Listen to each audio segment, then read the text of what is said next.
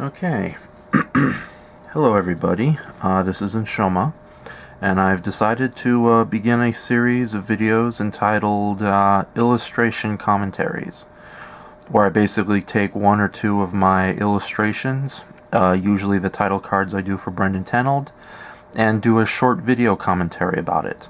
Or at least I'll try to do a short video commentary because, let's face it, I'm a professional windbag. So much so I'm almost afraid starting my own podcast series this year because, those episodes might last an hour or more. So, and for the first episode of Illustration Commentaries, we're going to focus on two Brendan Tenold cards that have something in common. Forgive me, I'm doing this on the fly, and it's 5:35 right now, which is fairly early, I've been up all night, what the heck. And also I'm going to try to keep these things as serious as possible, so there won't be any kind of wacky or comical shtick from me. So don't expect flashlight gags and dancing toys like most of my videos, because that's not going to happen. Even though never mind, I couldn't resist. I'm sorry, everybody.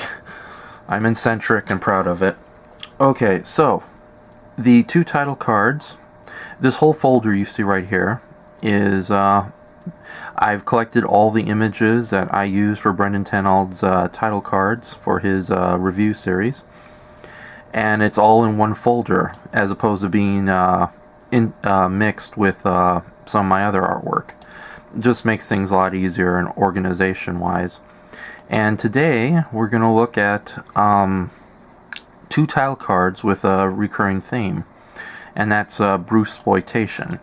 What is Bruceploitation, you may ask?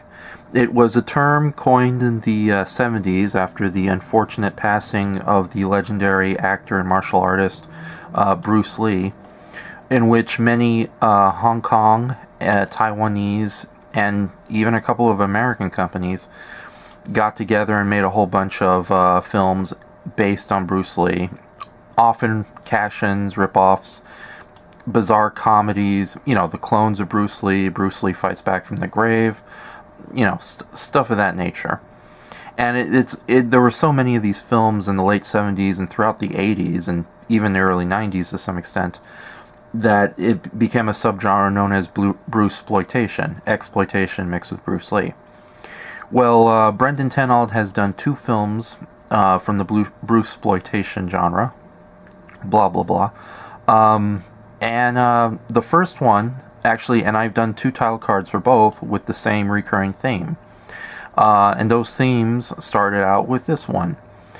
This was the title card for his video Challenge of the Tiger, which actually looks like a lot of fun. Even though I have not seen the movie myself, the review really gives a good idea, and it's definitely considered a fan favorite of Brendan Tenold's series. Now, the original idea was basically Brendan Tenold would be dressed up as Bruce Lee, beating the crap out of this poor cow here. And I was all for that idea, I think. But then I realized I didn't really want to do yellow, and forgive the terminology, but I didn't really want to do a simple yellow face gag, especially since it kind of misses the point of what Bruceploitation is on a ludicrous level. Well, actually, let me rephrase that.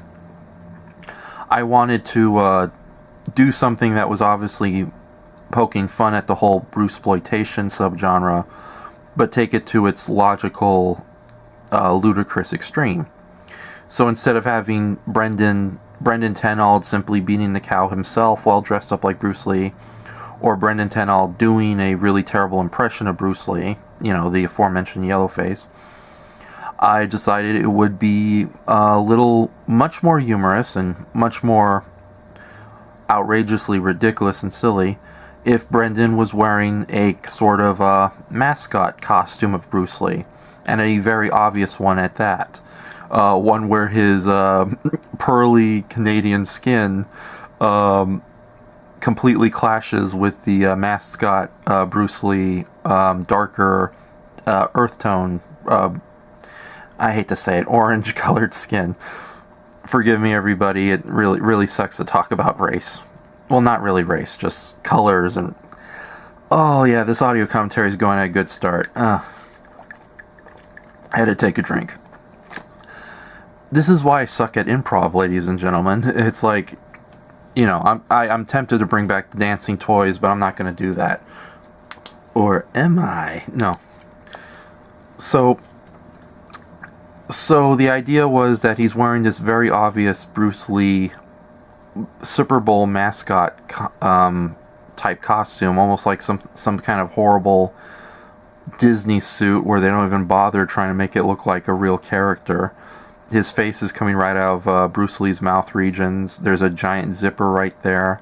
The whole thing actually looks strangely comfortable, except for the giant foam head and the realistic wig hair. And Brendan just completely loved this idea and said, go for it. Of course, the idea of him punching the poor cow remains.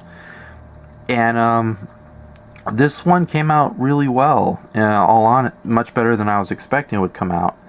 And I only have one slight regret towards the way it ended up, though, and that's for the poor cow right here.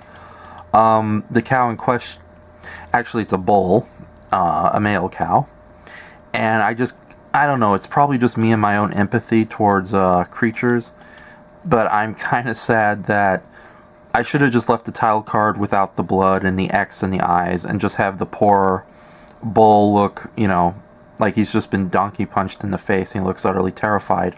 Also, forgive me, I don't know what that terminology truly means. So, again, I'm doing this on the fly. Oh, great first episode of this series, Raph. You're doing a great job. But again, that's probably just my own empathy towards other living creatures. And to me, it's a little funnier if you know the bull is going to survive and probably like look back at Brendan and go like, what the hell, man? I thought we were friends. The brave one was 25 years ago, and then Brendan punches him again. So, and the reference to the bull, by the way, is a scene that actually happens in Challenge of the Tiger, where the Bruce Lee facsimile actually gets into a random battle with a bull after being chased into a bull ring by a bunch of henchmen. And instead of just simply knocking the poor creature out, he literally bashes the poor bull against the head. We cut to an animated x-ray of the skull cracking, and bada bing, bada boom, dead cow. And it's not like they killed a real bull, even though I just said cow. It was all done with puppets and poor editing, and you really have to watch the review. In fact, I'm going to try to put a link to Brendan's review so you can see it for yourself. And of course, as you can see, the titles are just basic Arials with yellow lettering, but for some reason I was compelled to put tiger stripes in the background. And usually when you do something like that, it clashes horribly, but it definitely looks a lot better with it than without it. So, as well as a little bit of a black lining around the lettering too. It really helps make it pop out, so to speak, from the rest of the background. So, but this one came out really well, and it's one of the more favorite title cards people have commented on, along with a good title card that went along with a good episode. So I'm really happy with the way this one came out. Dead cow, dead bull, notwithstanding. This is what I get for staying up all night and trying to film at the very end of it. So, when cut to practically a year later, or a little under a year later, Brendan decides to do his second Bruceploitation film, The Dragon Lives Again, which is often cited as Brendan himself said, it's both one of the most obscure as well as one of the most infamous of the Bruceploitation movies. Blah, blah, blah. And the reason for that is it's sort of a fantasy comedy, or a really, forgive the terminology, piss-poor fantasy comedy, where the spirit of Bruce Lee reawakens in the underworld, or a more pleasant version of a Chinese hell. And I mean more pleasant because it actually looks more like a desert community than, scary demons all over the place, despite some really horrible actors wearing animal heads in the background. Where Bruce Lee appears in the afterlife and is challenged by various other famous characters of fiction, as well as aided by some of them, including Popeye. And 3 of the major villains in it who all work together in a sort of supernatural crime syndicate is Dracula, James Bond, and Clint Eastwood's character from his spaghetti western trilogy. Fistful of Dollars and how the Once Upon a Time in the West and stuff like that. I may have gotten the name of that last movie wrong, so forgive me on that one. Of course, they obviously could not get the real actors who played Dracula, James Bond, or Clint Eastwood, so instead they got, just like the Bruce Lee actor, they just got a bunch of impersonators to comically play them. So what you end up is Clint Far Eastwood, James Jufro Brown, Bond. Oh, God, see? Let's start that joke all over again. Clint Far Eastwood, James Jufro Bond, and of course, not Kula, the steward of the damned. Yeah, it's not that funny of a joke. Forgive me, everybody. So, I have my toys right here in the flashlight, but I'll save that for an even worse delivery of humor. Oh, I'm not doing so well. First episode, ladies and gentlemen. The pilots are always rough. So, again, Brendan himself requested that we should revisit the Bruce Lee mascot suit. And I really do like how the Bruce Lee mascot suit came out in this one, especially the body region. But the head's a little off. It works, but it definitely is a lot more unrealistically gigantic than it was in the previous title card. Like here, it's big, but it's functional. Here, this is almost so big it might break poor Brendan's neck here. And of course, I have a little backstory that whenever Brendan dons this terrible mascot suit, he's almost possessed with an unearthly rage just to be too overly melodramatic and brutal towards all who challenges him. In this case, the other 3 imposters, Notkula, James Jufro Bond, and Clint Far Eastwood. I said it better this time. But other than that, also I try my best to try to keep the eyes of the mascot suit as dead and as unexpressive as possible. It works a lot better in the first version of the suit, as you can see here. But here it almost looks like it has a life of its own and is looking directly at the camera. It's almost terrifying as it is ludicrous. And ridiculous. Ridiculous is probably a better term to use in that regard. I had a lot of fun doing the 3 villains, and Brendan was actually kind enough to send me a bunch of screen caps of the characters in question. In fact, I'll share those very quickly so you have a point of reference. So let's look at the 3 Masters of Evil, even knowing that technically that only counts to one of them. And let's take a look at those screen caps. Oops. Oh, there we go. Alright, not James Bond and Clint Far Eastwood, along with a bunch of skeleton henchmen. There he is again. As you can see, I had to mimic the really terrible giant makeup lips that the actor apparently has. So there you go. And it's actually kind of not doing so well. We're having technical difficulties. It's actually kind of fun to do these little cartoons based on existing actors, and they try to get their faces in there somehow. And it's something I've been doing with a lot of original characters, like picking a lot of obscure or lesser-known actors and basing characters on them. In fact, I'll probably do that in a separate video.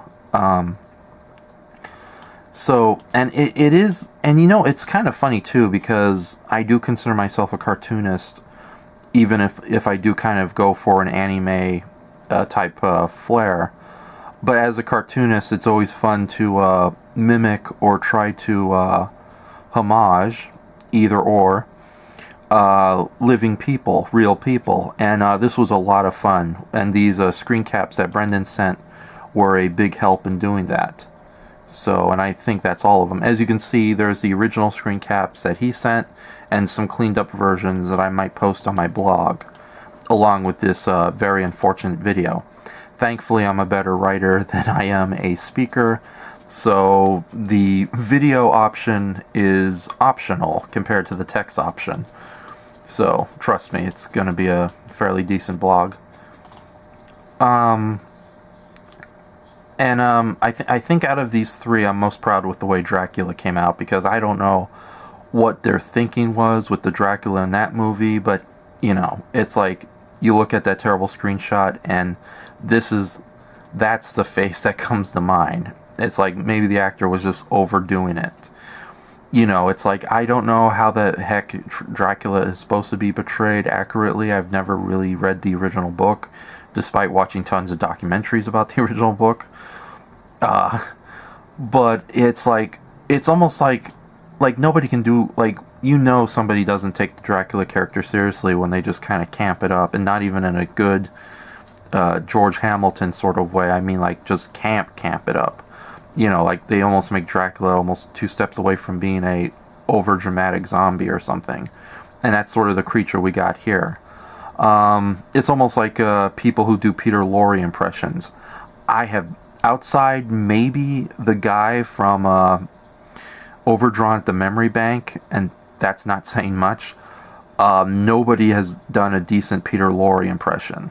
It's like, I do it, but I'd rather watch some footage of the guy first before even attempting it. And again, I really, really suck at improv. I really, really suck at improv. So there you go. That's the audio commentary, or illustration commentary, for both the title cards of The Dragon Lives and Challenge of the Tiger. Now, hey, less than 19 minutes, not bad.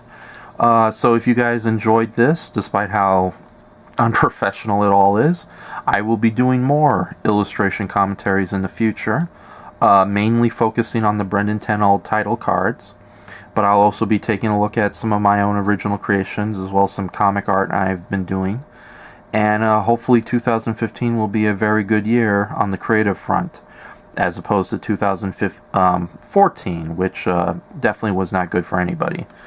So I end this video wishing you all the best. Take care until next time, and remember, it's okay to be silly.